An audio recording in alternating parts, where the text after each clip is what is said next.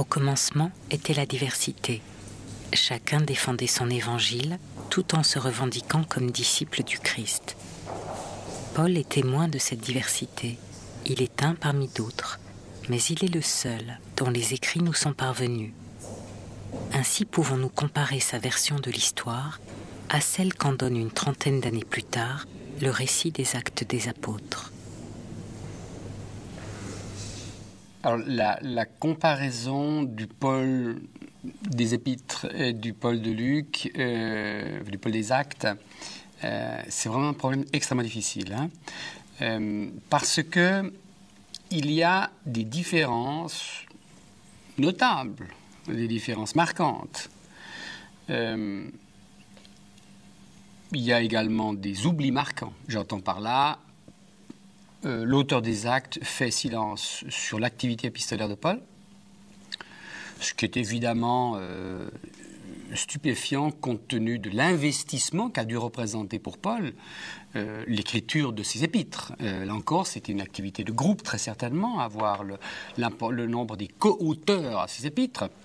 Mais c'est surtout un labeur dans lequel Paul s'est investi d'une manière impressionnante à en considérer le résultat. Il y a un silence complet sur les conflits et les crises qui ont agité à la fois la chrétienté paulinienne et puis qui ont troublé les rapports entre l'apôtre et ses communautés.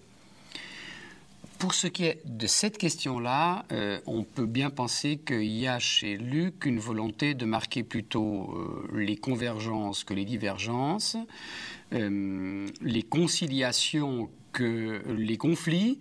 Donc l'impasse sur les conflits est explicable. Le silence sur l'activité épistolaire, nettement moins. Alors le gros problème, c'est de savoir justement si Luc a les connaissances des épîtres. Parce que pour lui, Paul n'écrit jamais. Il parle beaucoup, mais il n'écrit jamais. A-t-il une connaissance des épîtres? On ne sait pas. C'est probable, parce qu'à la fin du siècle, il va y avoir quelques épîtres de Paul qui circulaient par là, mais il ne parle jamais d'un Paul écrivain. Jamais, jamais, jamais. Jamais. Enfin, visiblement, ce qui intéresse l'auteur des Actes, ce sont les voyages de Paul, ce ne sont pas ses activités épistolaires.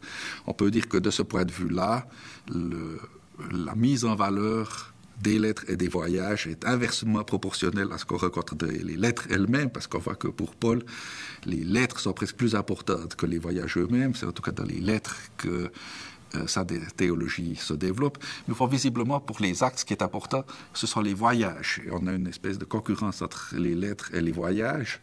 Donc je dirais que les silences des Actes sur les lettres de Paul sont extrêmement peu parlants.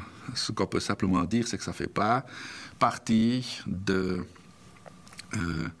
l'image que Luc veut développer de Paul. Non, mais io sono d'accordo che Je suis d'accord, mais il me semble très improbable que Luc ait eu connaissance des épîtres. Je pense qu'il était au courant de l'existence des épîtres de Paul, mais il ne les a pas utilisées. Nous ne savons pas s'il les a lues ou non, mais il a décidé de ne pas les utiliser. Pas forcément pour des raisons polémiques, mais tout simplement parce que ces épîtres ne lui paraissaient pas fondamentales pour raconter l'histoire de Paul.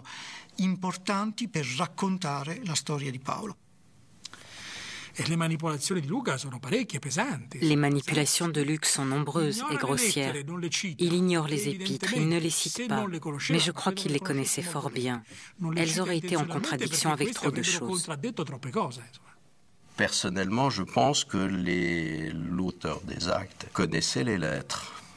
Mais le fait est que si l'auteur des Actes connaissait les lettres, il a évité de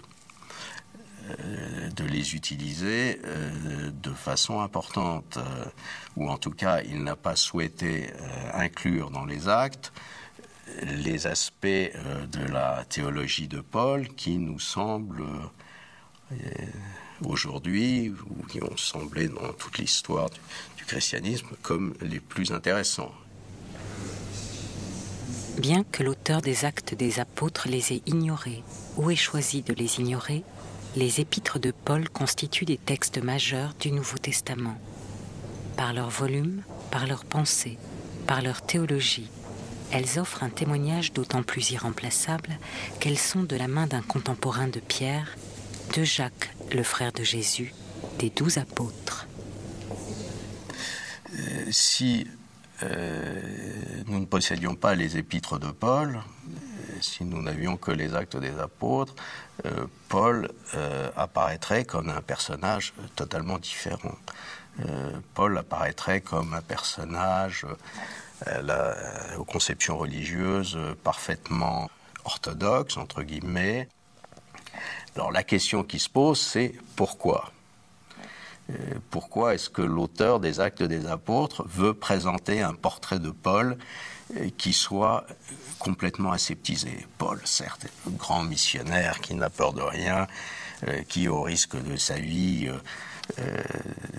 va chercher des convertis chercher à faire des convertis dans les coins les plus reculés de l'Asie mineure et de la Grèce, Paul qui est battu, Paul qui fait naufrage de nombreuses fois, Paul qui souffre de façon récurrente.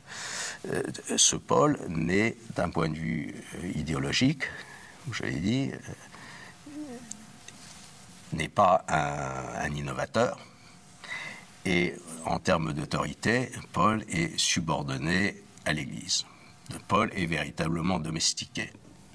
Pour ma part, je ne dirais pas que le Paul des Actes est un personnage pâle par rapport au Paul des Épîtres. Bien entendu, le Paul des Épîtres a un verbe cinglant, il vitupère, ou alors c'est un exégète, à la manière des rabbins, un exégète, j'entends, vif et pointu.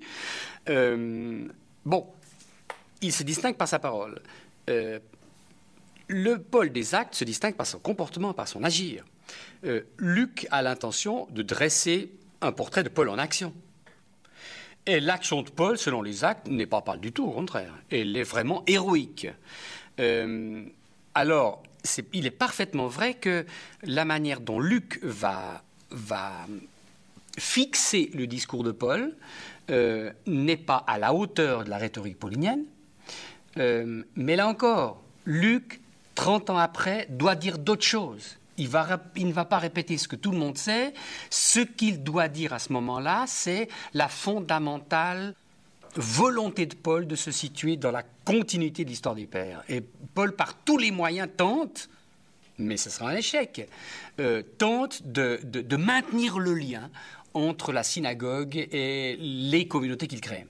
Donc, je dirais, il y a une figure héroïque, une figure cinglante, une figure haute en couleur, mais c'est le Paul homme d'action, le Paul missionnaire, le Paul entrepreneur que l'on voit à l'œuvre.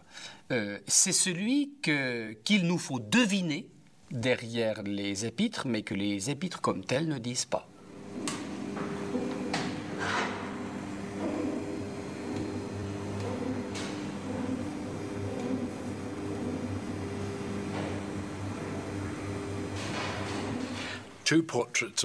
Il y a 2 portraits de Paul.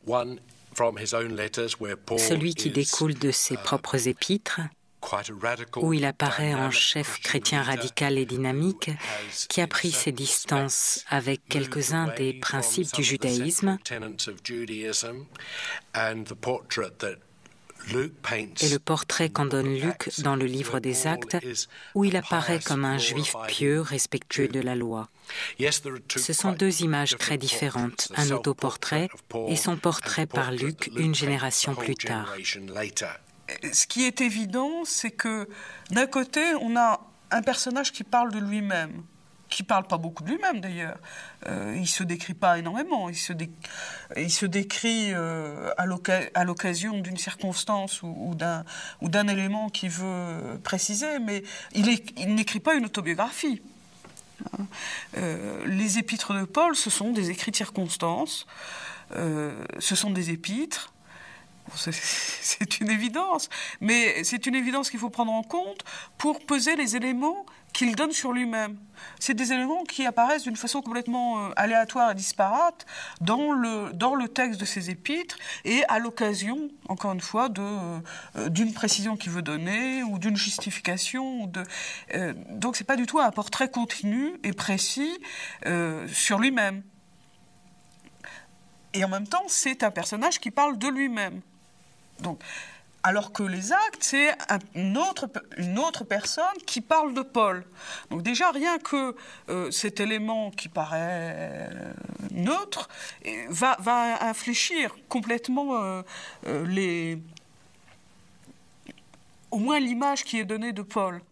Les actes fournissent finalement une certaine ossature à la vie de Paul. Si nous n'avons que les épîtres, les détails biographiques sont peu nombreux. La reconstitution d'une chronologie est extrêmement difficile. Donc les auteurs qui mettent en question la crédibilité des actes et qui essayent d'écrire des ouvrages sur Paul indépendamment donc des actes ont de très grandes difficultés et plus ou moins inconsciemment sont obligés d'incorporer des détails biographiques des actes. Mais les actes n'écrivent pas une biographie de Paul. C'est ça le problème. C'est pas une biographie de Paul.